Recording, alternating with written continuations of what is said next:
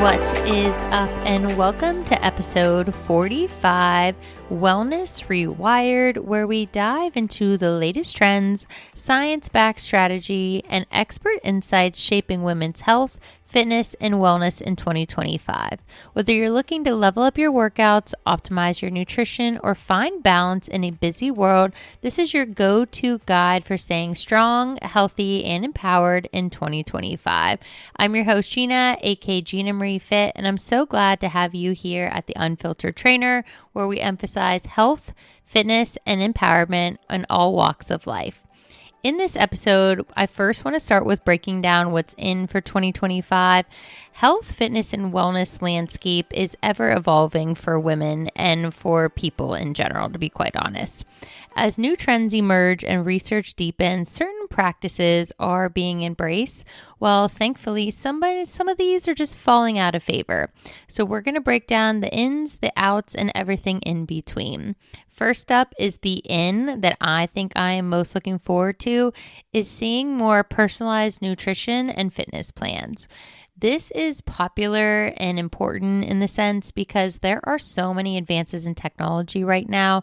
There are wearable devices, genetic testing, and it's made it easier than ever to create personalized nutrition and fitness plans. Now, for females, you can get a more tailored solution that accounts for your unique body type, your metabolic rates, your hormonal fluctuations, and your fitness goal. And why I really love this is because what's out in 2025 is that old idea of following generic one-size-fits-all diet and exercise plans. Generic diet plans, like our fad diets, they really ignore the individual needs, and they're thankfully becoming outdated. Women are moving away from trends that promise quick fixes in favor of sustainable, personalized approaches that actually consider their specific health data and goals. I love to see that women are getting scans, they're getting blood work, they are stepping away from following their favorite fit influencer and actually stepping into personalized approaches, because that is what's transformative, that is what provides longevity, and that's going to get you to your goals faster than any day in the life or popular plan that's getting a lot of likes on social media. The second thing that's in 2025 is all about mindful movement. I'm talking yoga, Pilates, even Tai Chi. I think this is an in 2025 because women are increasingly focusing on mindful movement that integrates body and mind. That's where you get the benefits from yoga, Pilates, and Tai Chi. These practices specifically emphasize strength, flexibility, stress relief, and mental clarity, which aligns with the growing demand for a holistic approach to wellness. The days of high-intensity workouts as the only solution for fitness are thankfully going out in 2025. Why I think these are on the outs is because as people are aging, intense workouts like high-intensity interval training, even though they might still be popular, they're not necessarily suitable for women, especially those experiencing hormonal fluctuations or chronic stress. This overemphasis on pushing the body to extremes is being replaced by more balanced, mindful approaches.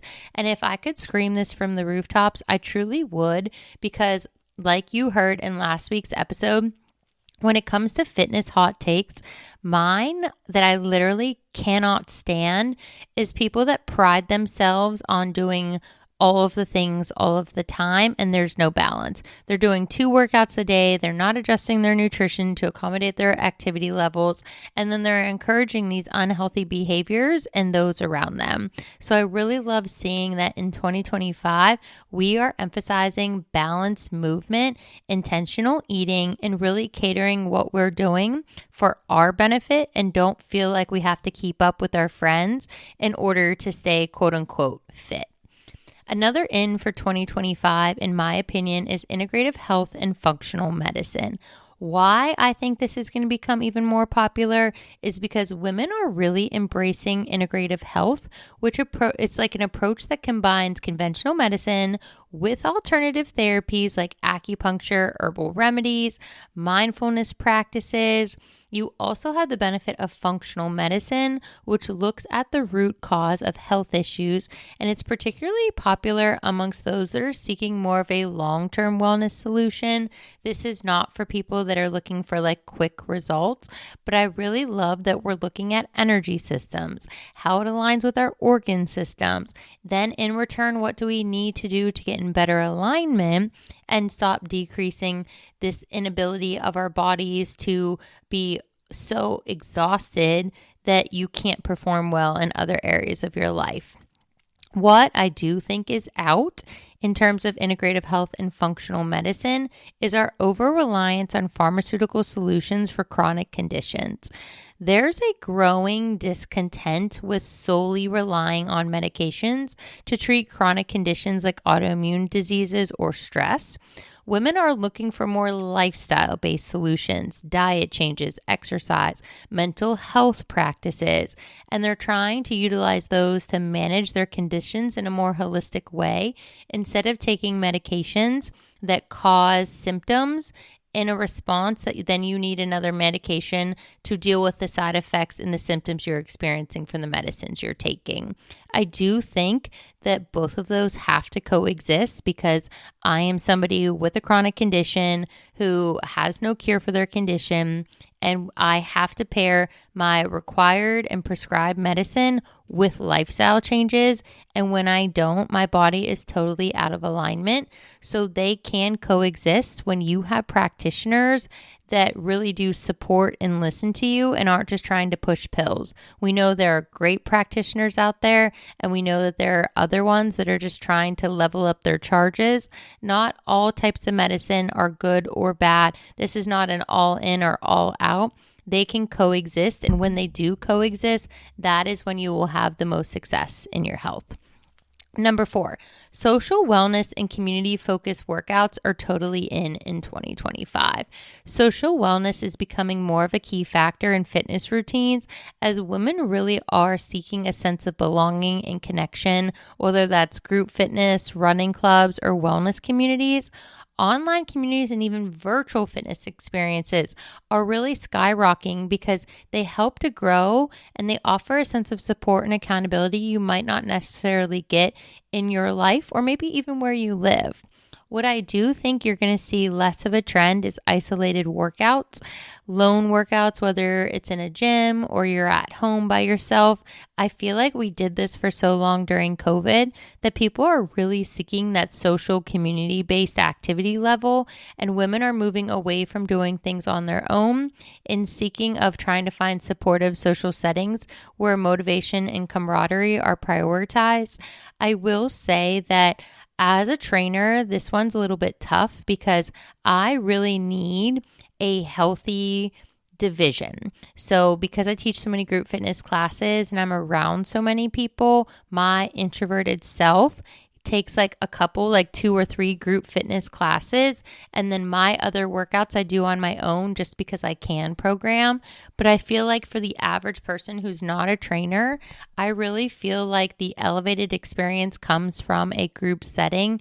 And it really does highlight and encourages people and provides a level of accountability that doesn't exist when you work out by yourself. Number 5. Hormonal health awareness, I think, is not only on the rise, but is going to be one of the best trends of 2025. There is a surge in awareness about the connection between fitness, nutrition, and hormonal health in women. Understanding how exercise, diet, and lifestyle impacts your hormones, especially during pregnancy, menstruation, perimenopause, and menopause, is truly central to achieving optimal health. This is actually something, full disclosure, I am going through right now. I actually, as I am filming this, have an appointment tomorrow with a new physician to start this entire process of getting baseline blood work, talking about my hormone levels. My cortisol is through the roof. I have a lot of swelling, and I can just tell how my body feels. That constant fatigue, even though I rest and sleep good, I never feel that rest anymore. And that just high level of anxiety, I know my cortisol is up. And so I'm definitely a candidate for this topic. I think what's out is ignoring hormonal fluctuations in health routines. I feel like the generic approach to diet and exercise that we used to follow completely disregarded hormone changes. And thankfully, that's going by the wayside. I feel like more and more women are tuning into their body's natural cycles and seeking programs that cater towards their hormonal balance, which is why I really love that people are waking up to 7-day-a-week workouts, twice-a-day workouts, super high-intensity workouts every single day really aren't it, and it's really doing you a disservice. Number 6. Mental health integration in fitness routines, I think, is in, and I know this might seem a little woo-woo for some of you guys, but women are increasingly prioritizing their mental health in their wellness routines, and I literally am just jumping for joy because more and more people are integrating practices like meditation, breath work, mindfulness with physical exercise. I think this quote unquote trend is literally the way everybody needs to go. It is the shift towards mental and emotional well-being that's essential to overall health. What I think is out, and I selfishly love this, is just aesthetic focused fitness. There used to be a culture that was driven purely by aesthetic goals, weight loss, achieving a certain body shape. And thankfully, we are replacing these unhealthy tendencies by an emphasis on mental clarity, emotional resilience, and overall just a well-being that wellness equals wealth. Fitness now is about feeling good and improving mental health, and it's not just about looking a certain way, which I personally love to see because the pressure, especially living in like really thriving big cities, to get work done or to look a certain way, to fall into what is acceptable as the beauty standard is so freaking lame in my opinion. And I just love that we are adopting the whole aspect of wellness instead of just the physical aspect. Number 7, I am seeing a rise in this, and I feel this really is interesting because it's something I don't know a lot about, but I'm noticing it more and more, is what is being tagged as sustainable wellness or eco-friendly wellness practices. And what I've learned is that there is an increasing environmental awareness when it comes to sustainable wellness practices, and it's definitely gaining popularity. This includes eco-friendly workout gear, plant-based diets, zero-waste beauty products, and sustainable lifestyle choices that promote both personal and planetary health. What I'm noticing, and I feel like we've all been people who have participated in this, is the overconsumption of single-use wellness products.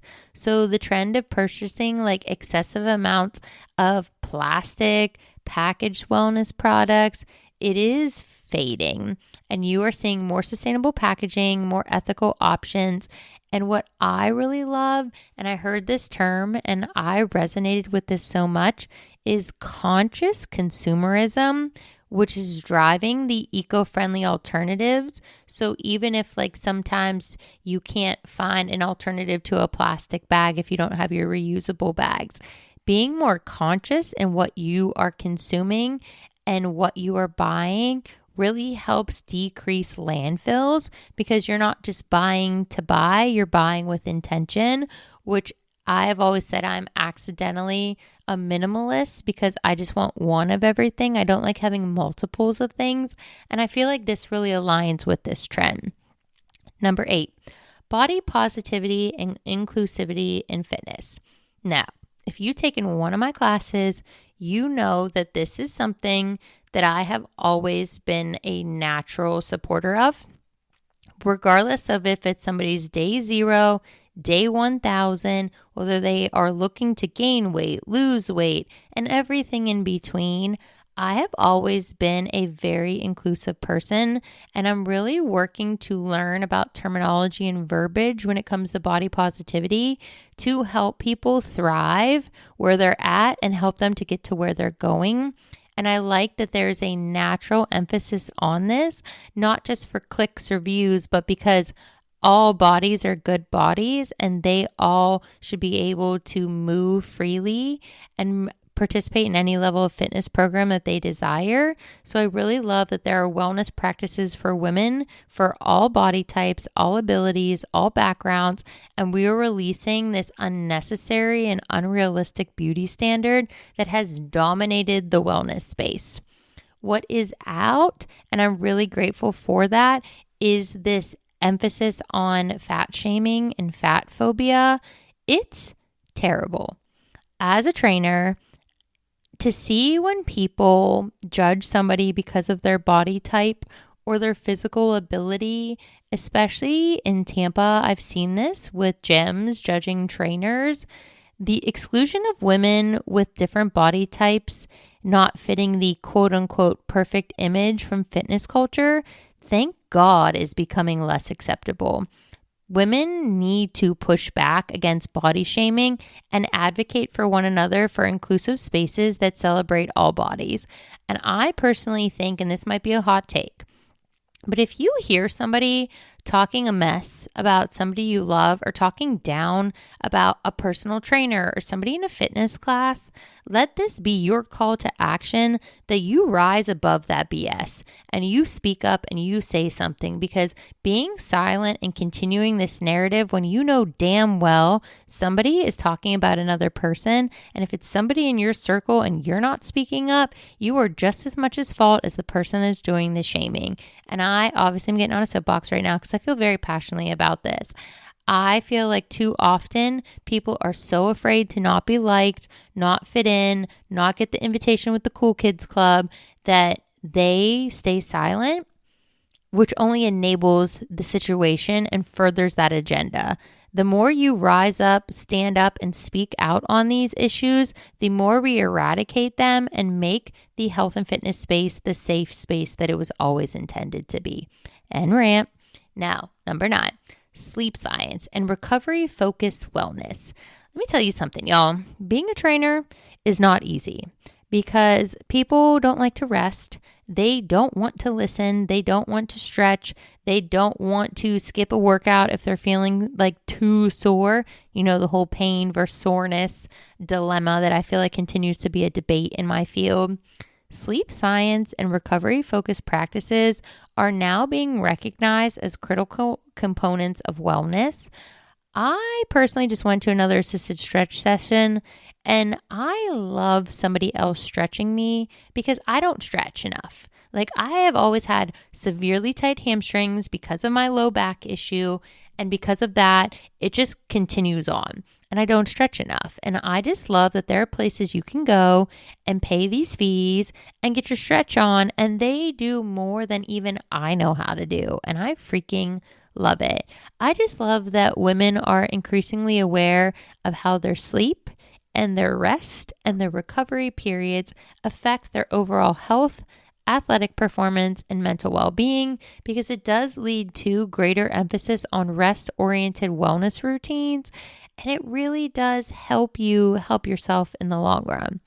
What I love is out, and I couldn't be more thankful to see this trend going away, is chronic overworking and overexercising. Now, if you know me in person and I see you, you're probably going to laugh in my face because I'm a chronic overworker. I really do love what I'm doing.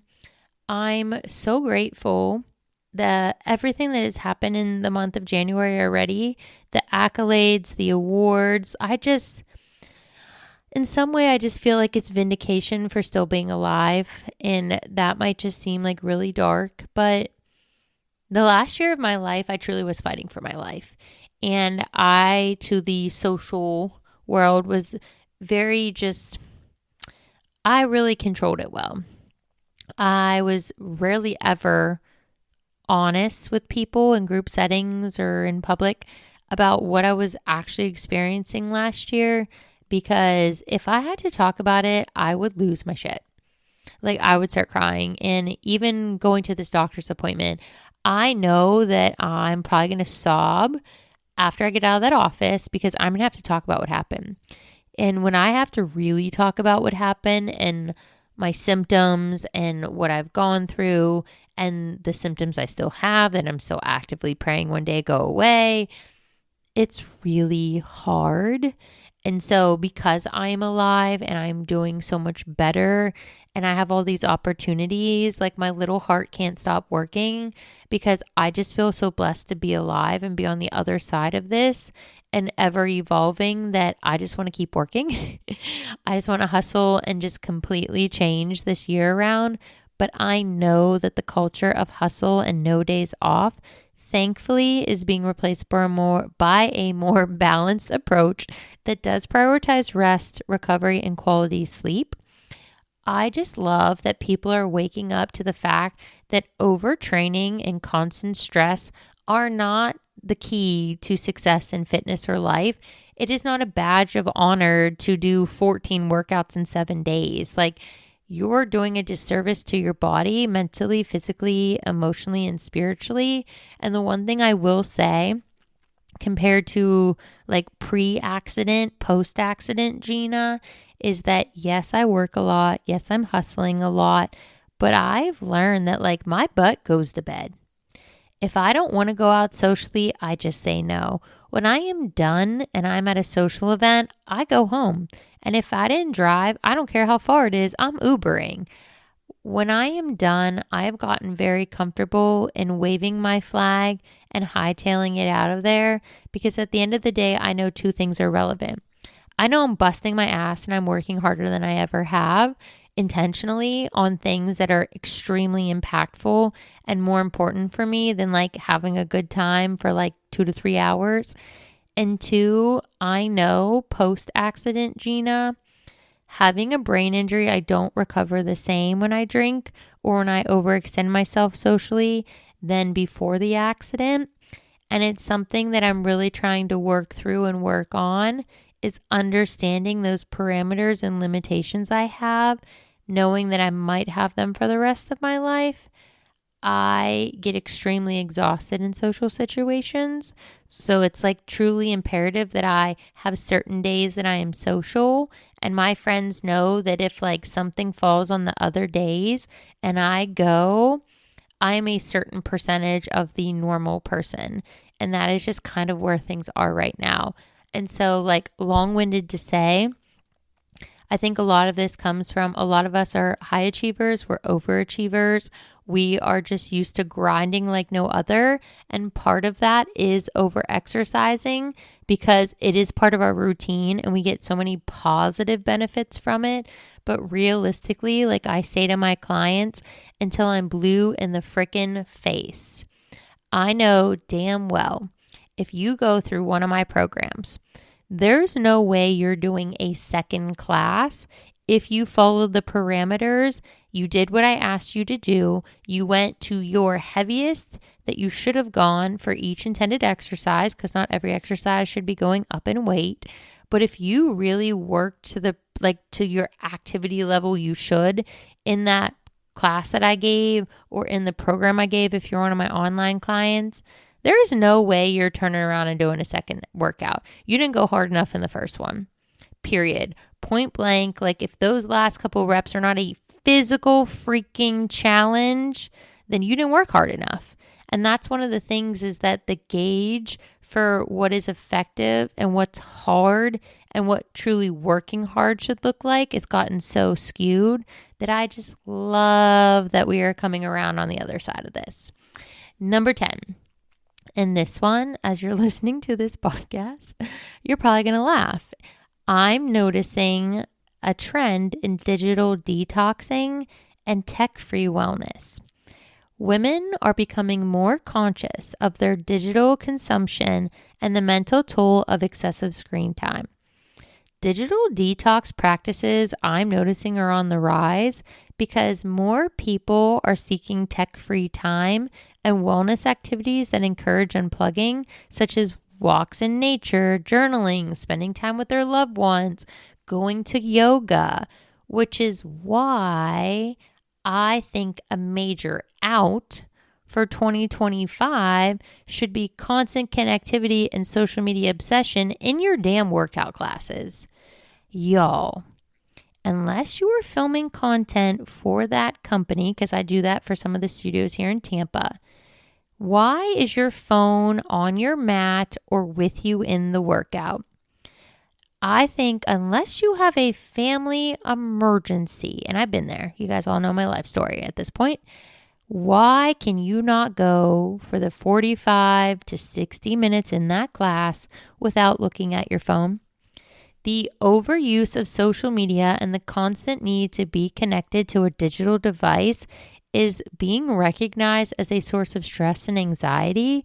Women who are increasingly setting boundaries around tech, I'm loving this because they are fostering better mental health and more meaningful real life interactions. And as a result, the more present you are, the better those interactions become and the less stressed you are.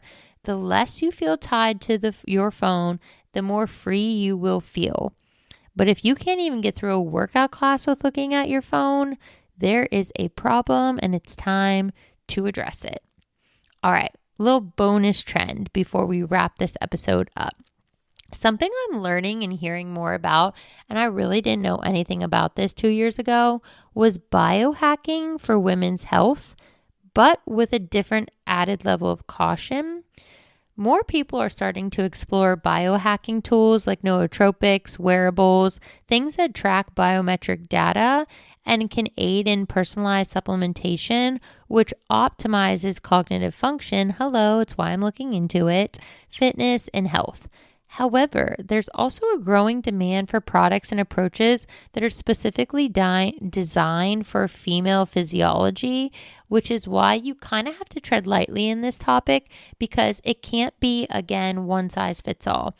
Just like fitness, just like nutrition, there is no one size fits all for any of those areas, nor is there one for biohacking solutions.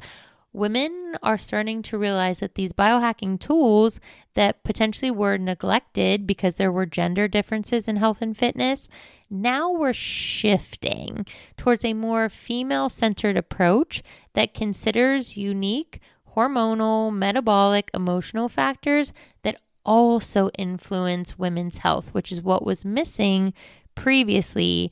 I feel like this whole topic, we've spoke obviously a lot about women because that's what I specialize in, but you can adapt a lot of these things to the male perspective also. And a lot of things were just geared to one standard and didn't even equate for blood type, health, internal, external physiques, even your body types are different. So as a result, we've just been missing the mark on personalized wellness. These ins and outs reflect the increasing focus on balance, sustainability, personalization, and mental health in women's wellness and fitness in 2025. We are finally shifting away from trends that promise quick fixes, focusing more on holistic, inclusive, and long-term approaches to health and wellness, and honestly emphasizing your overall health and well-being, which in my opinion is so freaking refreshing and necessary. It's about damn time. That's it for this week's episode. I hope you found some helpful insights and inspiration for your health, fitness, and wellness journey. Remember, the key to lasting well-being is progress, not perfection, and it's all about making choices that work for you. If you enjoyed this episode, don't forget to subscribe so you never miss out on the latest trends, expert tips, and real talk on how to live your healthiest, happiest life in 2025. We've got so much more to cover, and I cannot wait to have you on this journey with us at the Unfiltered Trainer as we dive deeper, get more real, and we start to continue to expand these incredible interviews. And don't forget, if you know somebody who could benefit from today's conversation, share this episode with them. Let's spread the wellness vibes together. And as always, thanks for listening. Take care of yourself, mind, body, and soul, and I'll see you next time.